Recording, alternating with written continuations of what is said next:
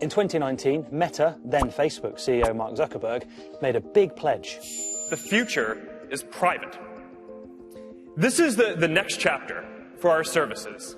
End-to-end encryption is the ultra-private technology that prevents anyone, except the sender and the receiver, from viewing online communications. Zuckerberg promised to roll it out across his suite of apps. It was already in WhatsApp, but he was going to bring it to Facebook and Instagram. Your private communications should be secure.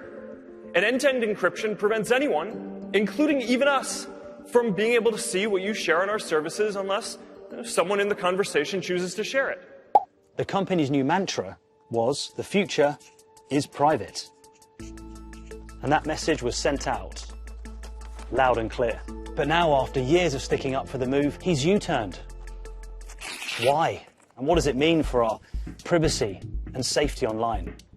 Zuckerberg's announcement that they were embracing end-to-end encryption initially won him big fans in the privacy world. But the backlash from police and governments and child protection groups came thick and fast. Why is Facebook trying to introduce something that will put more children at risk? We want to make sure that we are providing an experience that keeps people safe. I think all of us want devices that protect our privacy. Having said that, no American should want a device that becomes a safe haven for criminality. This open letter was published by lawmakers in the US, the UK and Australia, urging a rethink. They said they had serious concerns about the decision and that it hinders law enforcement agencies stopping criminals and abusers online. If you work in child protection, you absolutely want platforms to be able to identify when child abuse material is being shared, when children are being groomed. And if you work in counter-terrorism, you want to be able to find out as soon as possible so that, for instance, you can prevent an attack. But Meta staunchly defended its decision at every turn. And the project moves slowly, very slowly. In fact, 3 years ago, we made an explainer about the controversy. Messages are encrypted, but only the sender and the receiver have access to the keys. It's like sending a box that only you have the key to open. The messages are protected, even from the app company, which means that end-to-end encryption protects your texts, media and calls from everyone. Internet companies, hackers, even police. The engineering challenge was said to be enormous, and when asked for an update, the company was famously cagey, saying it's coming soon. And all the while, of course, they're facing increasing pressure to drop the decision.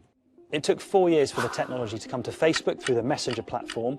Instagram would be next, we were told. Elsewhere in the tech world, end-to-end encryption was becoming the standard in other apps. But now, after 7 years, the company's U-turned, not with a major keynote speech from Mark Zuckerberg, but with a very small change of the terms and conditions on Instagram. They claim that not enough people were opting in to use it, but some analysts say the real reason for the policy change runs far deeper. It's not impossible that Instagram has made a business decision along the lines of, well, the benefits to be had from having an option where people can have end-to-end encrypted direct messages now no longer outweigh the benefits from having unencrypted messaging in the clear. If we think about the business models of social media platforms, they monetize our communications, whether they are our posts, our likes, our messages, on the basis that they can serve advertising to us. And as we know, companies like Meta are now turning their attentions to training AI models, for which messaging data is incredibly useful for training really compelling chatbots. Instagram boss Adam Mosseri declined to talk to us, but previously the company said DMs are not being used for AI. Meta did, though, recently tell staff that all their activity on work devices would be collected for training data. But as ever with this controversial topic, the reactions to the U-turn have been polarising.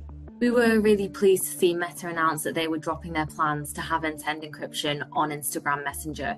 We know that end-to-end encryption can allow perpetrators to evade detection and to groom and abuse children in the dark, away from this harm being identified. For the privacy world, it's a step backwards. We're very disappointed to find out that Meta has chosen to roll back end-to-end encryption entirely. And there's this false dichotomy that's being presented where end-to-end encryption is put in opposition to children's safety, and that's just not true. In fact, end-to-end encryption is one of the key ways in which children can keep themselves safe online, in which parents can have the knowledge that their children are safe online, that their data is safe online. So we're worried that Meta are perhaps caving to government pressure. So what does all this mean for the future of online privacy? Well, Instagram's decision came just weeks after TikTok confirmed it had no plans to use end-to-end encryption. So perhaps it all spells a shift in the way that different platforms are treating privacy. I think we're going to see that the default messaging services, those core messaging services that we all use that are end-to-end encrypted, I expect those to remain end-to-end encrypted. I think it's going to be less of a default mechanism for social media platforms where we expect people to broadcast and where, quite frankly, if they want to send private messages, they have other apps that they can use. Of course, it remains to be seen whether or not the other tech platforms agree with this change of direction.